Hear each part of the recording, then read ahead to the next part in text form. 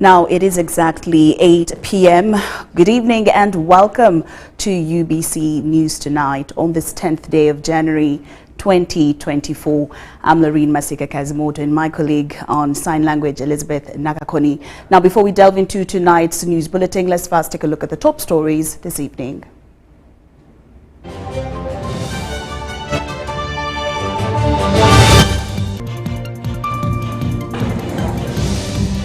In our top stories tonight, President Museveni vows to crush the allied democratic forces in the eastern DRC forests.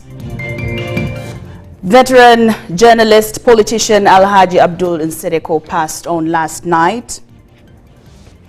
MPs bounce Electoral Commission officials carrying the budget framework paper. And Mpuga ceremoniously hands over leader of opposition duty to Joel Senyonyi.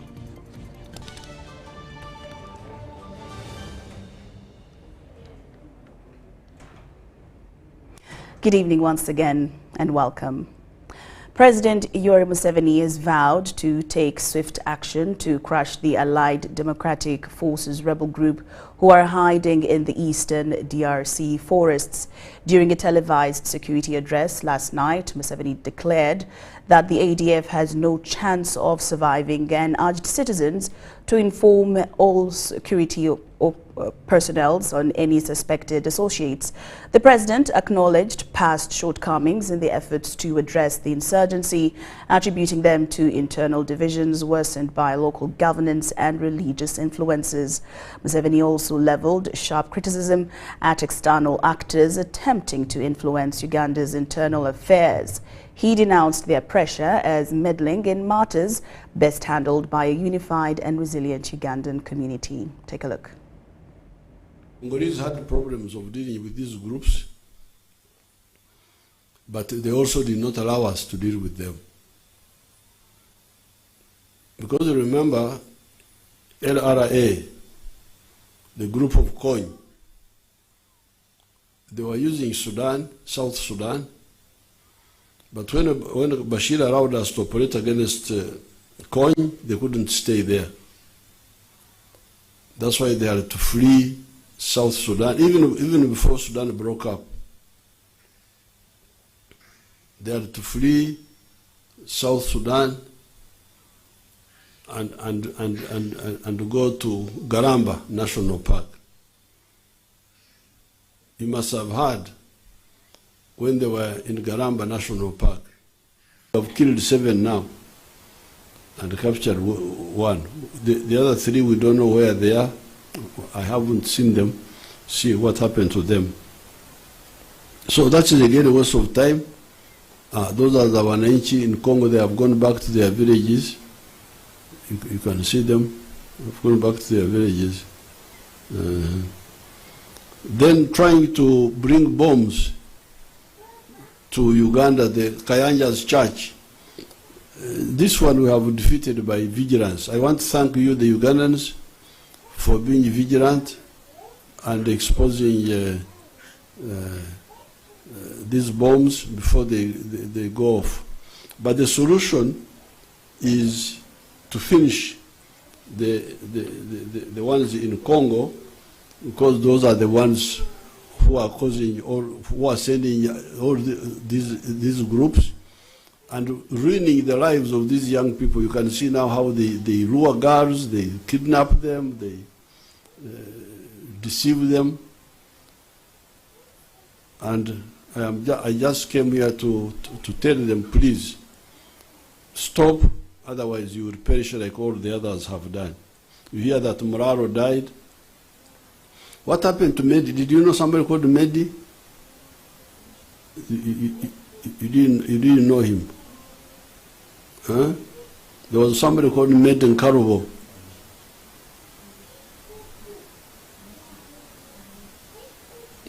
Some of them they don't know them.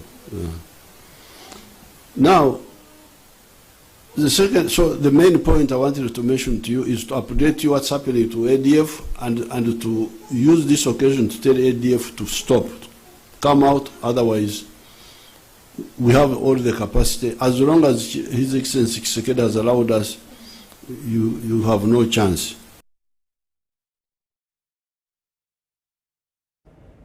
Officials from the Electoral Commission Secretariat faced an unexpected setback as the Parliamentary Committee on Legal and Parliamentary Affairs bounced them when they appeared to present their forthcoming budget framework paper. Summoned before the term of the commissioners expired on the 7th of January 2024, the Electoral Commission officials found no room for presentation until the next commissioners are constituted.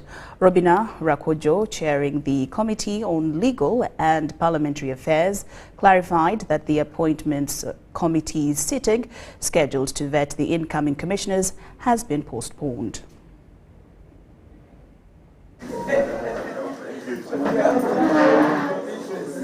As we talk, the commissioners handed over office on Monday because the term expired on Sunday. So true, we don't have members of the commission. We are looking forward and waiting for the appointing authority. When we wrote to the Electoral Commission, they were still constituted as a commission. Unfortunately, right now, when they came today, they no longer stood as a commission because under Article 61 of the Constitution, the Electoral Commission shall, it uses the word shall, so it's mandatory. It consists of the chairperson, the deputy chairperson, and 5 other commissioners. They do not have commissioners as we stand. I happen to be a member of the Appointments Committee. We were supposed to sit today, but the meeting was called off for various reasons, and we were going to vet those commissioners, much as we don't know who they are. However, we are all aware, we took judicial notice of the fact that the commission is no longer in existence.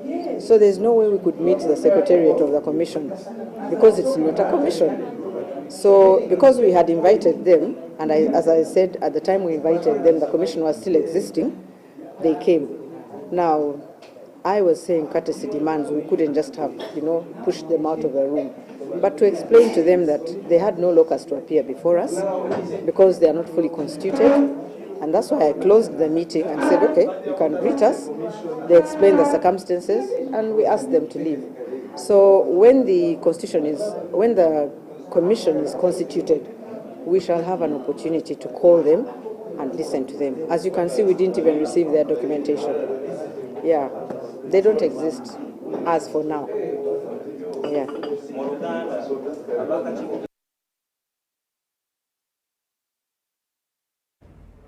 The newly appointed leader of opposition in Parliament, Joel Senyonyi, has pledged to persist in advocating for the opposition's demands related to allegations of widespread human rights abuses in Uganda. Senyonyi expressed his intention to meet with the chairperson of the Uganda Human Rights Commission to gain insight into the complexities surrounding the matter. This commitment was voiced during a formal handover ceremony where Mathias Mpuga, Member of Parliament for Mukungwe Division, officially passed on the leadership of opposition to Joel Senyonyi. Mpuga advised Senyonyi to develop resilience against those seeking to undermine his efforts. Mathias Mpuga, who served as the leader of opposition for 2.5 years, was appointed by the National Unity Platform Party to replace Francis Zake as a backbencher in the Parliamentary Commission. During the handover, Mpuga urged Senyonyi to build immunity against potential detractors while executing his responsibilities. You have talkers and observers. It's up to you to find the best out of the workers. The workers need to be motivated to continue working. The tendency of the talkers is to appear to know what they don't know, but they do not do it. The change in leadership occurs at a time when the opposition in Parliament has intensified pressure on the government regarding allegations of gross human rights abuse in Uganda. Joel Senyonyi is poised to continue these efforts. If anything, we just want to engage a higher gear. Because you see, if this issue of missing persons is left the way it is, that means government will take it that this is a tactic we can deploy. And they will do it again. Senyonyi aims to meet with the chairperson of the Uganda Human Rights Commission, Mariam Wangadia, to gain a better understanding of why the matter has become so complicated. Sometimes we judge people before we fully understand them, yeah? and to have an opportunity to fully understand her as a person, her challenges. Senyonyi also clarified why Parliament declined to confirm Francis Zake for the position of the Deputy Chief Whip. For our own ease of doing work, there are responsibilities that we create. And so the office of the Deputy Chief Opposition Whip, by the way, has not just started.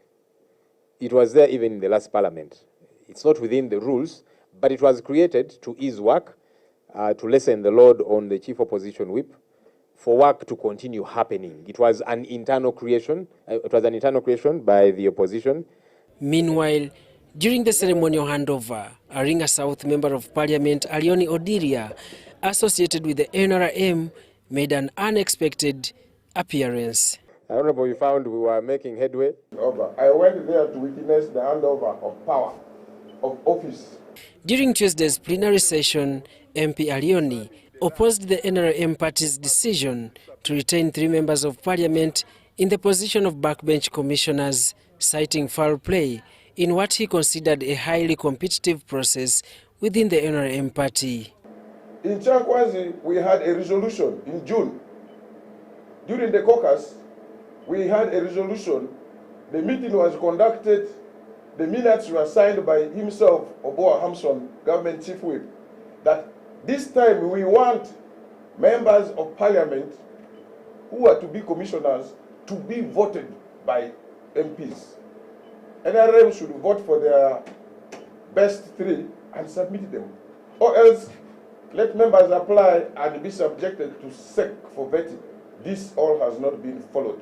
While it's from the president. Where is the evidence of that order from above?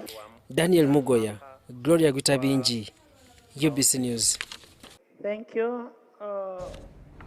Ministry of Agriculture, Animal Industry and Fisheries is collaborating with UN Women and other partners to hold a side effect dubbed Source of the Nile Women in Agribusiness Expo and Investment Summit. The summit will be held from the 15th to the 16th at Serena Chigo during the Non-Aligned Movement Summit, with the intent to showcase women-run agribusiness and how they can be helped to expand on local, regional and international markets.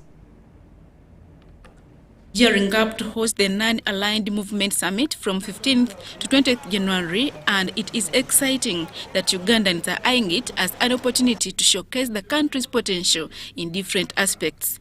Ministry of Agriculture, Animal Industry and Fisheries is collaborating with UN Women and other partners to hold a side event dubbed Source of the Nile Women in Agribusiness Expo and Investment Summit that will run from 15th to 16th of this month. Statistics indicate that 6 out of every 10 women in Uganda are involved in agriculture, but 9 out of 10 are in agribusiness. Therefore, the side event aims at driving investments that can help more women to be involved in agro-processing.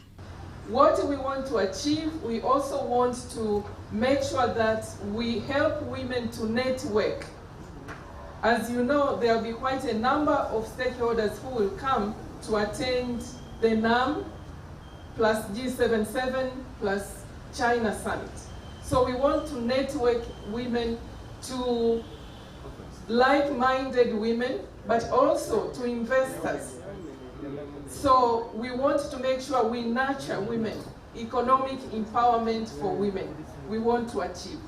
So we want also to make sure that we leverage resources from public and private stakeholders to unlock investments for women. And we already have some investors who are lining up. We are going to partner them with the women.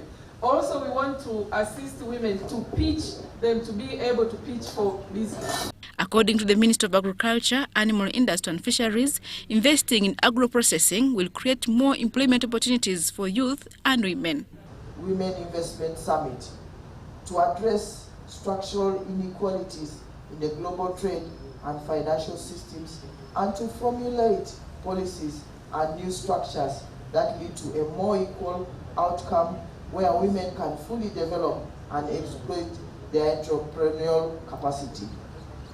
In so doing, this will help the world emerge with a healthier pattern of growth, preventing Africa from continuing to be prone rather than a player in global agricultural trade. The Non-Aligned Movement is the largest international organization after the United Nations, currently comprising 120 member countries. Adiana Kute, UBC. Uganda is ready to host both the Non-Aligned Movement and G77 plus China summits scheduled for Monday 15th next week. Uganda's ambassador to the United Nations, Adonia Ayebade, says everything is falling in place, including infrastructure, venue and transport. Ambassador Ayebade also says over 100 delegates have confirmed attendance, with the crisis in the Middle East lined up on the agenda for discussion.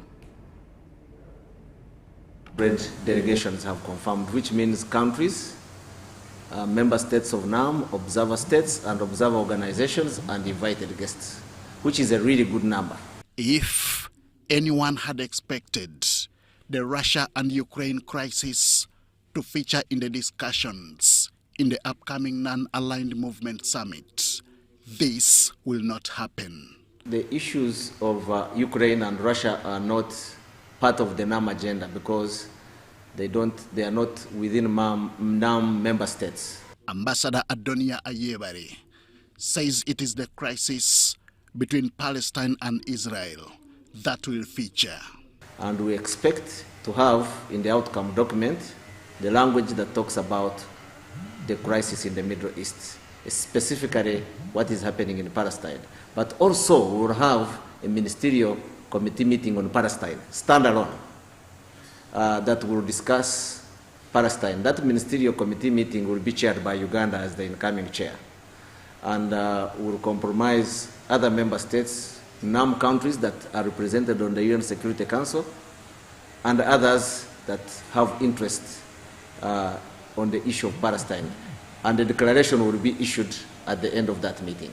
Business and investment will not miss out in the discussions. This, he says, Uganda stands to benefit as the upcoming chairperson of both NAM and G77 plus China summits.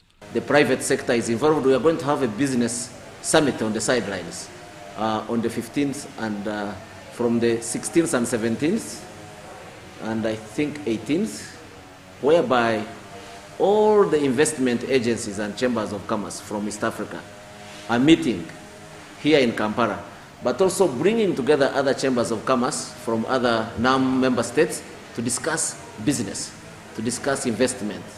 And this will really trickle down to the common person. Adonia's affirmations come at a time Uganda is in the final stages of preparing for the two summits. He says the country is ready. We have been preparing for some time now, and I think everything is falling in place. The infrastructure, the venue is ready, the transport, the protocol is being organized. We are almost there, we are ready. He has also taken time to scoff at those that reason that the country is not ready. Every summit or meeting means two things. Do you have peace and security in the country?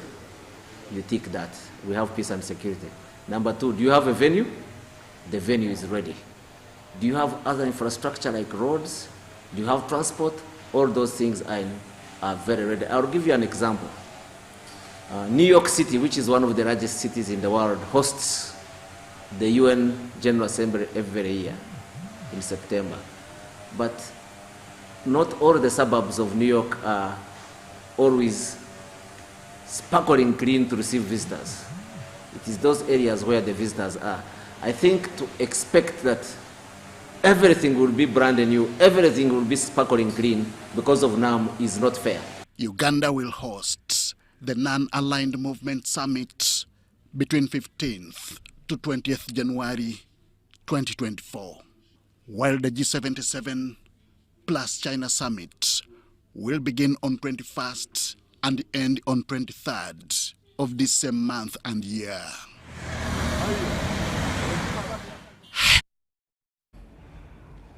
Entebbe International Airport has introduced a state-of-the-art passenger terminal specially designed for departing and arriving travelers in anticipation of the upcoming non-aligned movement and G77 plus China summits.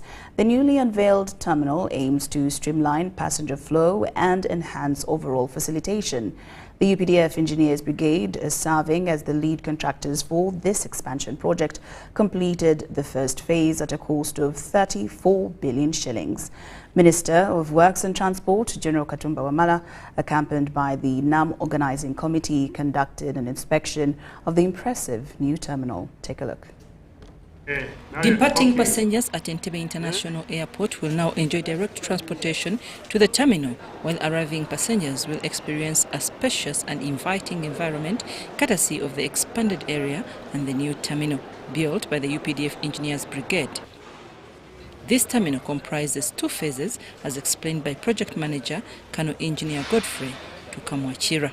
Passenger terminals have features like the canopy, which is over an acre, 4,000 square meters. Then it has all the systems, the HVAC system, that is the air conditioning system. We have the firefighting system.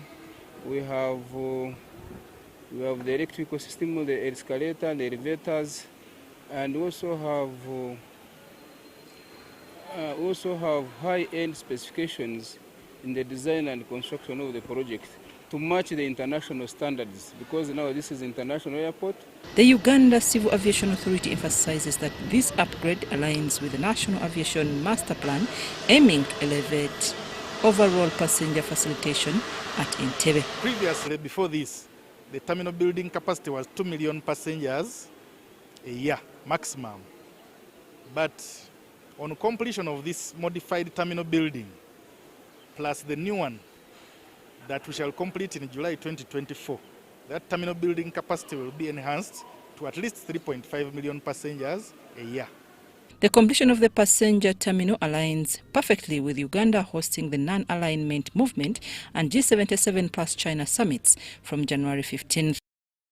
Works and Transport Minister General Katumba Wamala, Security Minister Jim Muhwezi, and Organizing Committee Chairperson Lucy Nachobe all expressed delight with the development project. Passengers at Entebbe shared their positive experiences using the new facility. Because I am loving my country more than I have been loving it because of the modernity. The international airport we used to have is not the one we have today. It is very different. I want to appreciate the government. The old terminal is now exclusive to VIPs, with public access closed. According to the Uganda Civil Aviation Authority, construction works, including a new terminal building connecting to the existing one, are scheduled for completion in July 2024. I'm Nafka Farida and Sulaka Gugube. The National Organizing Committee, responsible for managing the program of receiving and departing heads of government and delegations for the upcoming non-aligned movement and G77 plus China summits next week, is making final preparations to ensure a seamless execution of the events. The committee, comprising of ministers, security personnel and media representatives, has conducted a preparation step at Entebbe International Airport on Wednesday 10th January 2024. Present to conduct another dry run test for the imminent summits.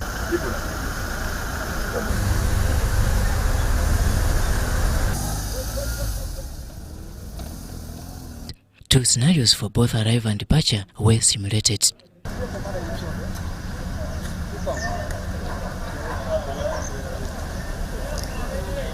The first simulation involved the arrival of the head of state from the Gorilla Republic on a commercial flight via Ethiopian Airlines. The president was the first to disembark, followed by a 10-member entourage.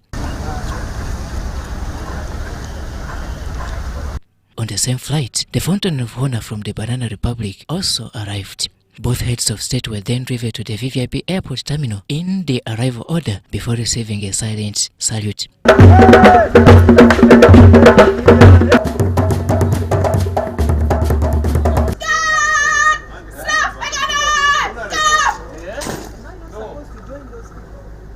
The last simulation featured the President of the Republic of Coffee arriving on a private jet with a 30-member delegation.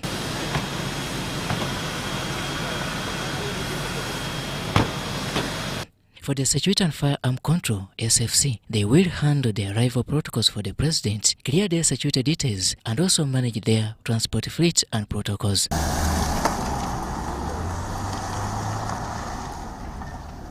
For departures of heads of delegations and presidents sharing a commercial flight, the arrangement is for all to return to the VVIP airport at the same time under one convoy. In terms of media coverage, there will be 2 operating stations at both terminals to handle arrivals and departures of delegates, including presidents. The media crew will consist of a 19-member team, with UBC and PPU having a 10-man team, alongside 10 members from NBS TV for live broadcasts and 2 photojournalists. We are lucky to have this summit because this is one of the largest engagements in the world. So, reporting live from Entebbe International Airport, we are doing a number of dry runs in preparation for the non-aligned movement. At the commercial terminal, a 7-member team will handle only live coverage, exclusively comprising of UBC and PPU. The first delegation of delegates arriving for the non-aligned movement summit is expected on Sunday, 14th January 2024, with UBC providing live feeds for the event. Robert Onyango, UBC News. Thank you, Robert Onyango. Now, efforts to enhance the aesthetic appeal of Kampala are well underway in preparation for the upcoming NAM and G77 plus China summits. The objective is to elevate the city's appearance, particularly in the central area ahead of the prestigious NAM summit.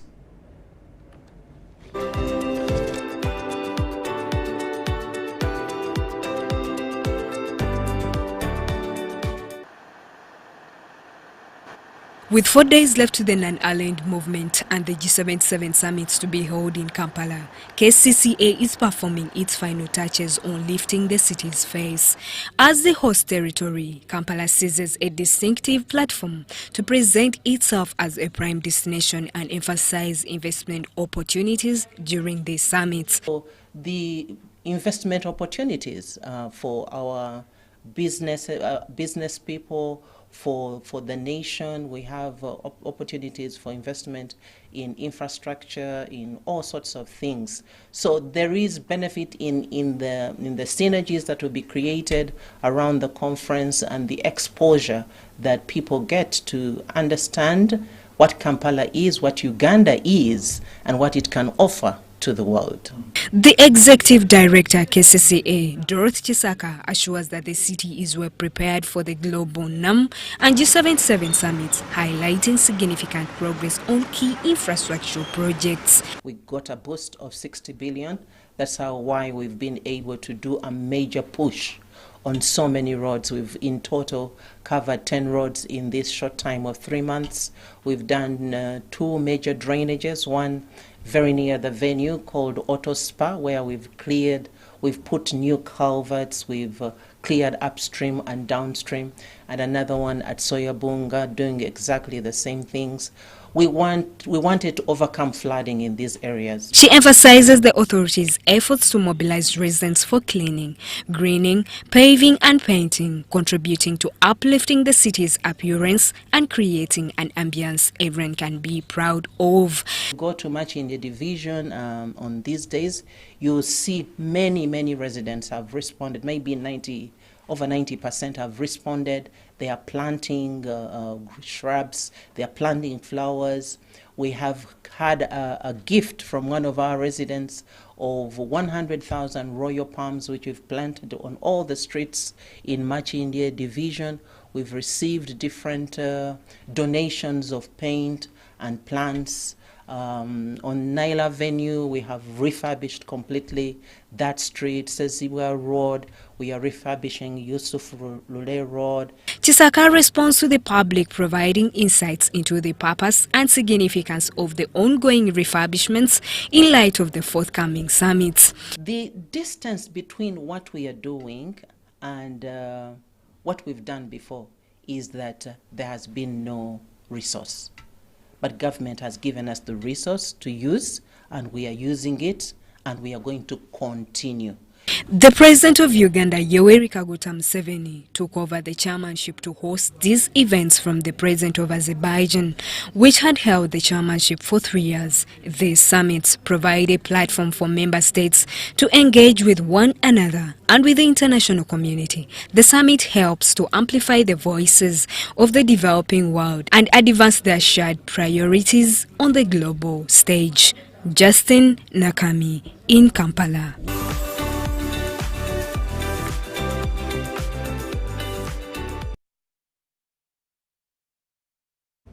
That's the Executive Director, Dorothy Kisaka, explaining the beautification of Kampala city, saying that it's not only for the summit, but also for, transforming the city into an appealing hub for everyone.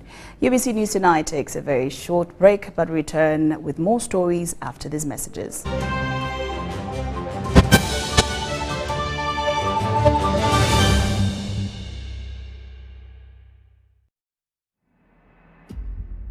Disarmament advocacy. The non-aligned movement's advocacy for disarmament, particularly its opposition to nuclear weapons, gained prominence during the critical moments, such as the Cuban Missile Crisis in 1962. The movement's commitment to a world free of nuclear threats underscores its dedication to global peace and security.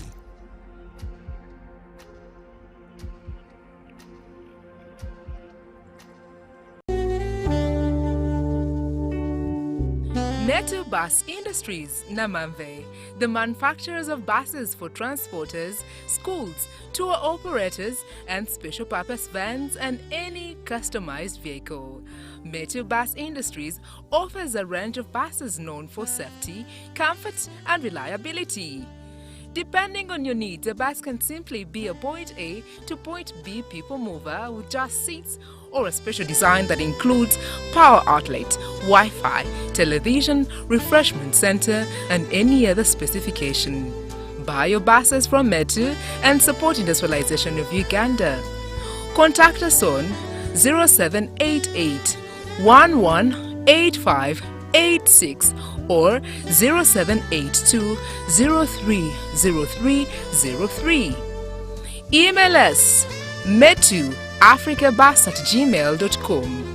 Visit our website www.metubusafrica.com.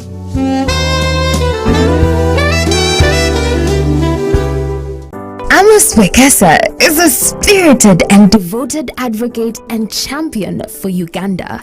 His never-ending optimism, curiosity, and passion for all things Ugandan can be felt in every tweet and interaction. Amos also puts his money where his mouth is by investing in domestic tourism so that people get a feel of what Uganda has to offer. Amos, a grateful nation thanks you. You are unstoppable. MTN, the Unstoppable Network, celebrates you. Visit GreatLakesSafaris.com and together, let's support Ugandans like Amos who are driving our country's unstoppable progress. Have you packed more of it Harbour jelly and Harbour soap? Yes, we packed. It will protect your skin from skin rashes. More of it packed. It is a new improved more of it Harbour jelly. So soft and smooth. It is a more of it Harbour jelly. Tell me, kids, the scent. Any irritations? No more rashes and irritations. Movit Harbour Jelly and Harbour Soap is rich in natural herbs for a smooth and glowing skin. Movit All Day Confidence. Hi Fifi, how are you? I'm fine. Baby, whenever I eat chips and chicken, I feel stomachache, joint pain and body weakness. My dear, go to MX Nutrition Center and learn the best food for your body.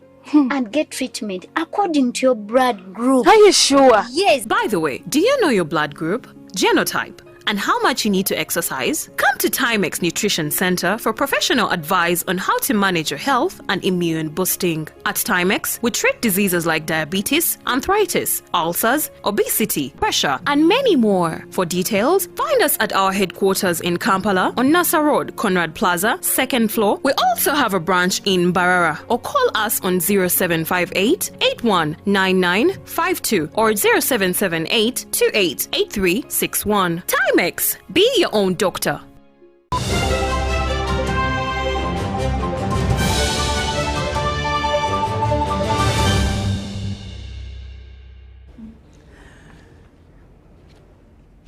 Welcome back from that break, and we're glad that you're still with us. In more news this evening, efforts to enhance the appeal of Kampala are well underway in preparation for the upcoming NAM and G77 plus China summits.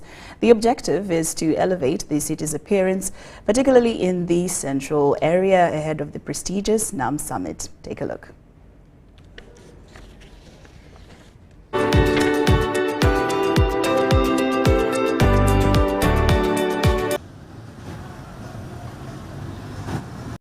The two major summits are scheduled consequently at Commonwealth Resort Munyonyo in Kampala. Notably, improvements can be observed along Nile Avenue, where flowers have been strategically placed, contributing to the beautification of the city center.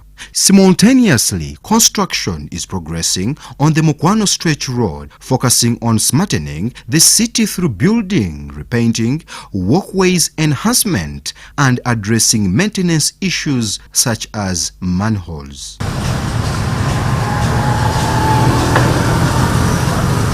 All eyes on the collaborative efforts to showcase Kampala as a vibrant and well-maintained destination for the impending summits.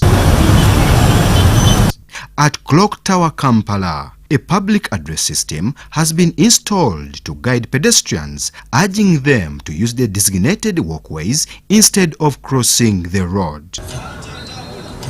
If you're on foot, welcome to our pedestrian bridges at Clock Tower, former ShopRite and Jubilee Road junctions. Only cross the widened roads at specified crossing points and pedestrians on the Kampala flyover walkway are visibly enthusiastic, capturing moments and expressing excitement. This is the new Uganda which was promised to us earlier, and we don't expect any other Uganda. Jamu abadde ayitiridde kati abantu nga ffe abakuze nga nebo engeri osalamu oluguudo ng'okaluubirirwa kino kiyambye nnyo abantu nnyo nnyo nnyo kubanga era accident zibadde nga nnyo wano mpitirivu.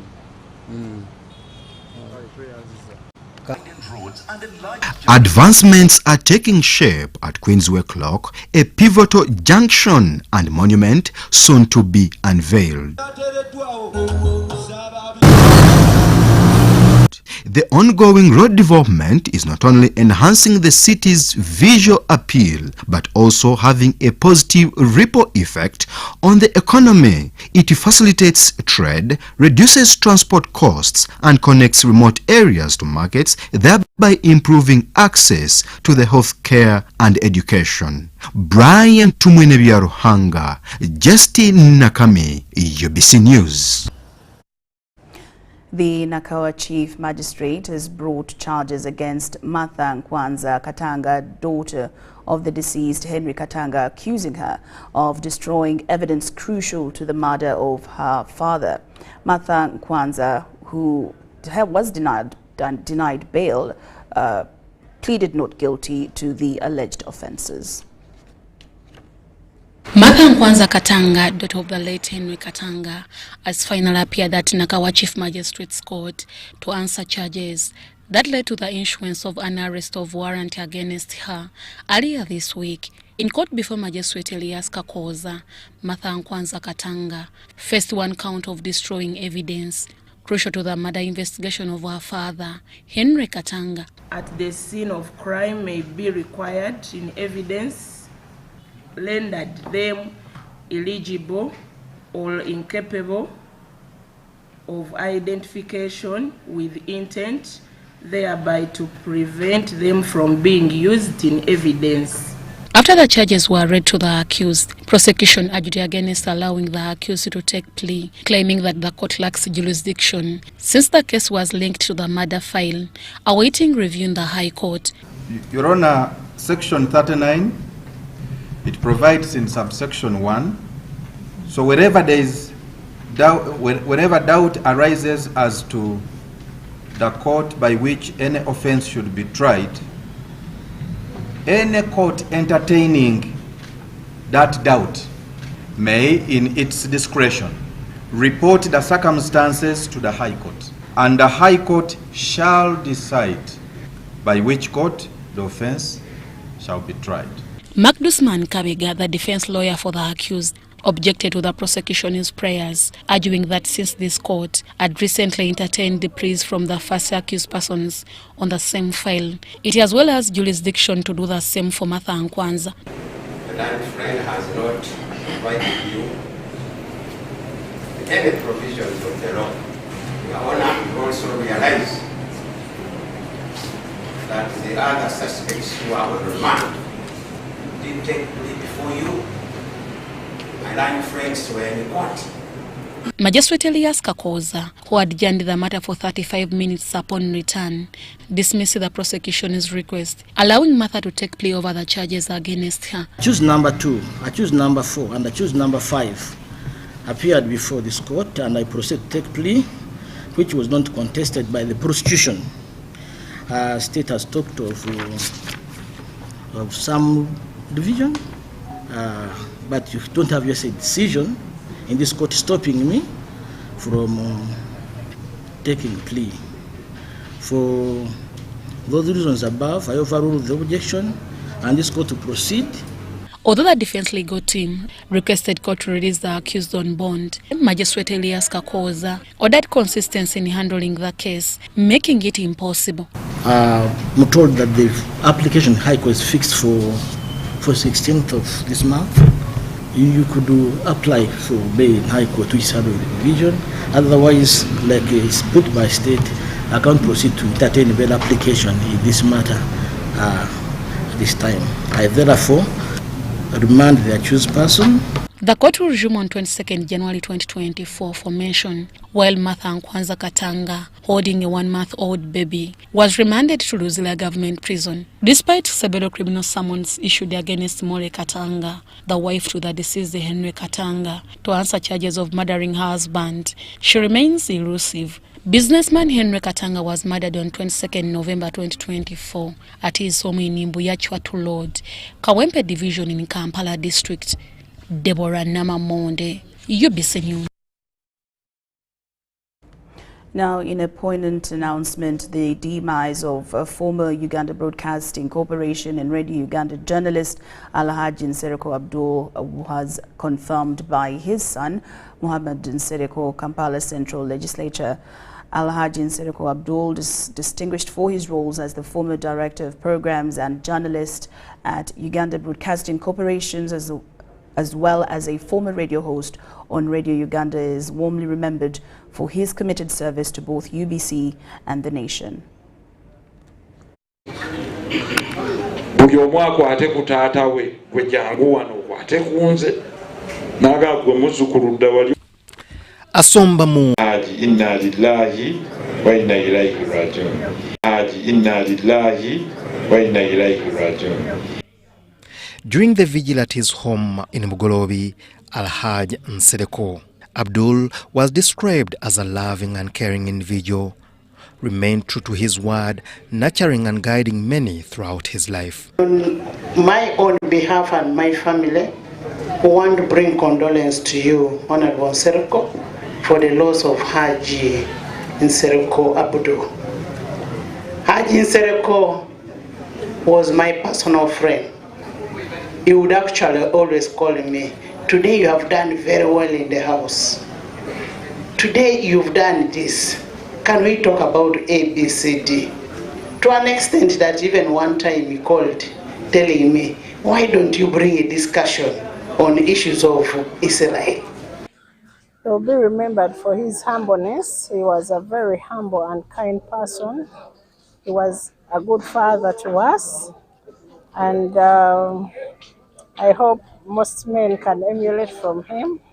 His social capital is still standing. The people who are here, most of them are here because of who he was. Having joined Uganda Broadcasting Corporation in 1968, Alhaj Nsereko served in various capacities, including Director of Programs, journalist with UBC, a former radio host on Radio Uganda, Star FM, and Star Radio. As UBC fraternity, we are really going to miss him. We are just planning on engaging all the retired people to see how they can offer us consultancy in different areas. Alhaj Abdul Nsereko, our father, our grandfather, our brother, our friend, may your soul rest in eternal peace, and we shall greatly miss you. To the family, we can only pray that the Almighty Allah guides you during this time of grieving, and we wish you all the best. Rest in peace, Alhaj. Prayers for the deceased will be conducted at Chibuli Mosque before the body taken to Nama Mukono for burial. Ngabo Amon reporting for UBC TV. May his soul rest in peace. District leaders in Omoro have faced criticism for their failure to establish a local economic and investment committee responsible for addressing the needs of local investors. Consequently, the 7-day ideological training was cut short.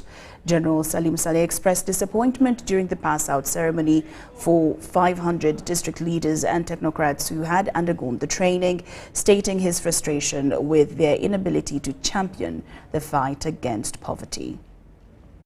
During the pass-out ceremony, the district leaders and technocrats showcased the skills and knowledge acquired during the 7 days, bringing joy to the occasion as they demonstrated their newfound expertise to General Salim Saleh.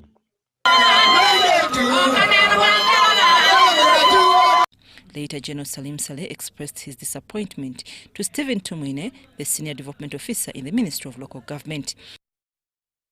By now we should have something to go home with as Omoro, because we brought you UDC. UDC is the biggest investor in northern Uganda. Right now, I think 60% of their portfolio is in northern Uganda, in sugar, cassava, and other starches, I think. In an alarming revelation, Patrick Omona, the council officer of Omoro district, disclosed that out of 17 value addition machines, only 6 are operational at 30%, attributing this to the poor management of the Operation Wealth Creation program in Omoro district. Say that these facilities, the value addition facilities, are not connected to the power grids. That is the major problem. How much do you need to connect them? Of course, that one needs now some other working. I cannot do that for now. General Salim Saleh even contemplated non-certifying the 500 individuals who completed the ideological course at the Northern Uganda Youth Development Center in Labora sub-county. And then you are ending this big course with no action plan. And for me, I'm not used to passing out people just for the sake of passing them out. After thorough interrogation, the district chairman pointed to power connectivity issues as the reason for the underutilization of the 17 value addition machines. However, Umeme, the power supply company, claimed they had not received any official communication from the district regarding these issues. Beyond the investment centers, of course, we have major trading areas. For example, War Trading Center. So many promises have been made, but once you power that War Trading Center, there's a health center, there's a hospital, there's a school, there's a church, there's other facilities. When you proceed up to Malava, which is towards the end of the constituency, there are so many things that can be done once there's power there. So there are things that we can do. There are low-hanging fruits. Those two just need transformers. Acknowledging the challenge, the woman member of Parliament of Omoro District, Catherine Lamwaka, promised to address the gaps and work with other district leaders to rectify the situation. We have already resolved as a district that we want to move forward. And we already know that we are a poor district. Our population is poor. 98% is on subsistence farming. I am glad with the recommendations and the directives that you've made here now. That is going to put us to some level. General Salim Saleh highlighted that 95% of farmers in Omoro district are engaged in subsistence farming, which adversely affects the district's overall production capabilities.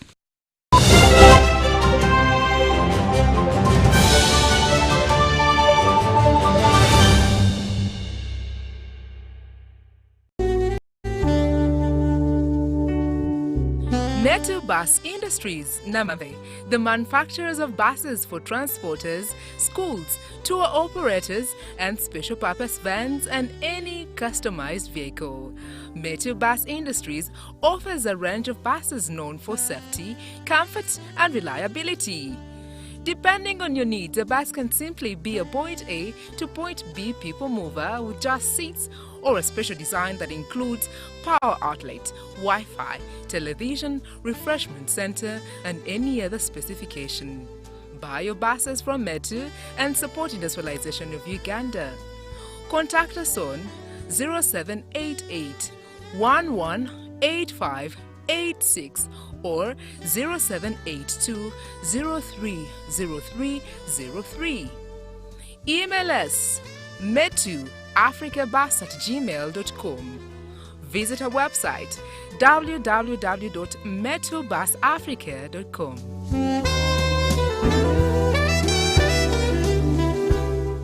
When it is KB o'clock, you need more from your voice bundles. That's why MTN is offering you more minutes across all networks that don't expire. Buy the new 90-minute Freedom Bundle at 5K or the 200-minute bundle at 10K and Jazz with no limit.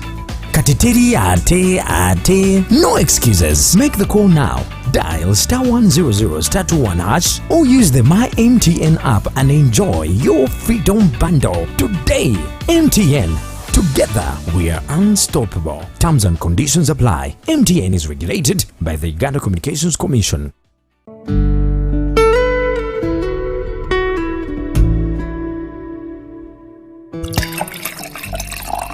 Start the new year in style with a variety of wine products from K Roma Uganda Limited.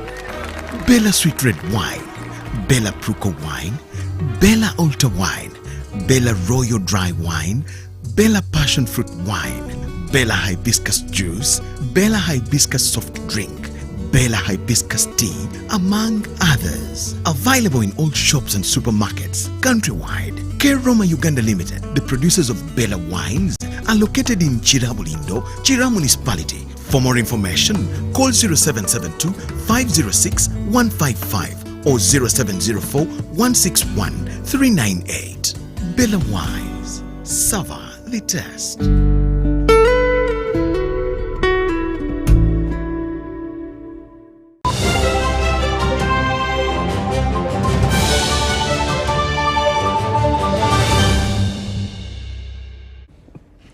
Welcome back from that break, and now into the business scene. Makerere University, together with the UNDP, have commissioned the equipment for the Innovation Hub at Makerere University. The hub is aimed at scaling startups and enhancing innovations. The hub will also bridge research to enterprise creations. Vice Chancellor Professor Barnabas Nawangwe thanked the outgoing UNDP resident representative to Uganda, Her Excellency LC Atafua, for lighting the fire of innovation at Makerere University. Thank you so much, Jeff. Happy New Year.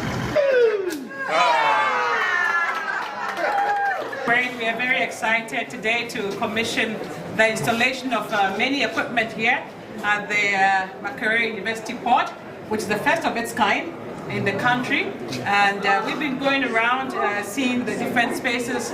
We saw the design space, the collaborative space, the maker space, and this is going to be transformational. Already we have seen a number of young students who are innovating and who will need this equipment to be able to commercialize their innovations and also go to scale. Just say that we are really excited at Makerere University that this has come to fruition, that this is now going to energize us, and the possibilities are now they normally say these days, the sky is not the limit. We are going to do things that anywhere, any other people anywhere in the world do, we are going to do them here. And you have seen, even before we have the equipment, what the young people can do, they now have the opportunity to work on real equipment, the best equipment, bought from the best places in the world. And we want to thank the UNDP for this very great investment in Makerere University and in Uganda. Thank you very much. And to all the whole UNDP fraternity here in Uganda, it is a pleasure working with you. You are all very dedicated people. You do your work very professionally. And we believe that the work we started will continue. And so that's one of the things that should also put some fire in our belly, that we can't continue to wallow in poverty yet again when we have a country and a continent that has so much. And when you walk here in Uganda, I mean, you're smelling money and wealth everywhere, yet our people wallow in poverty. Why? So I think we must disrupt certain things. Oh my God.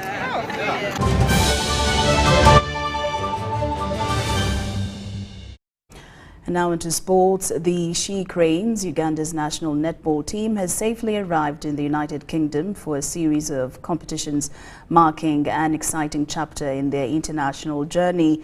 Departing from the country on Monday, the team received a star-like welcome from their hosts upon landing in the UK on Tuesday afternoon. Invited by Wales and England netball team, the She Cranes are set to engage in a test series with Wales, followed by the prestigious Vitality Nations Cup, where they will face off against powerhouse teams like Australia and New Zealand. The test series is scheduled to take place between the 10th and 20th of January 2024, while the Vitality Nations Cup will unfold from the 20th to the 28th of January. The team roster includes prominent players such as shooter Mary Nuba, a key figure in England's Netball Super League team. Other notable members are Lillian Achola, Margaret Bagala and Flores Adunia and others. The tournaments are slated to be held at the prestigious Oval Arena Wembley and the First Direct Arena, showcasing the She Cranes' skills and determination on the international stage.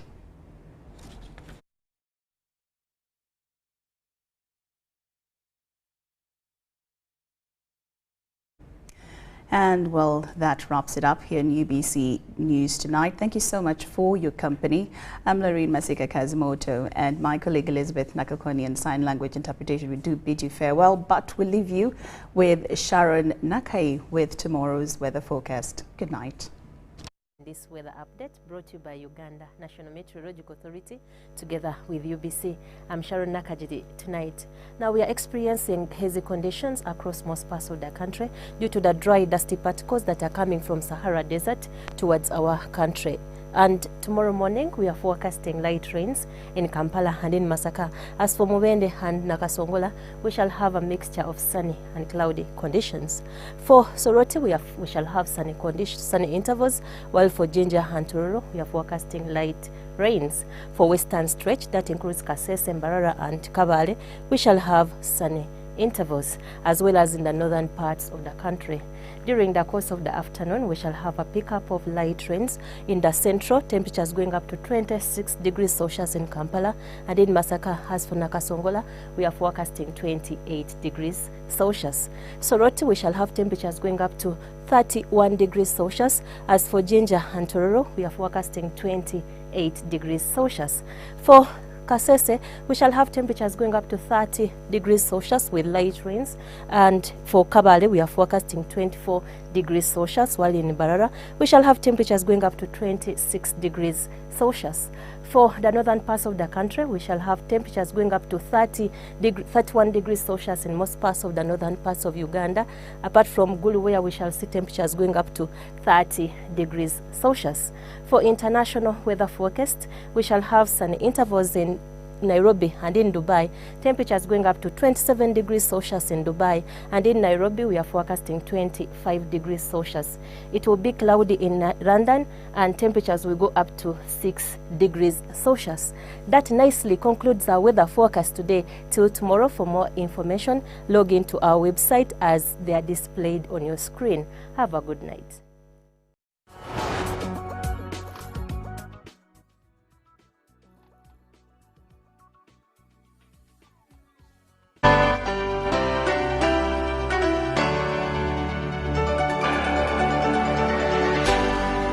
UBC, inspiring Uganda. The official broadcaster of Non-Aligned Movement and G77 Summits 2024.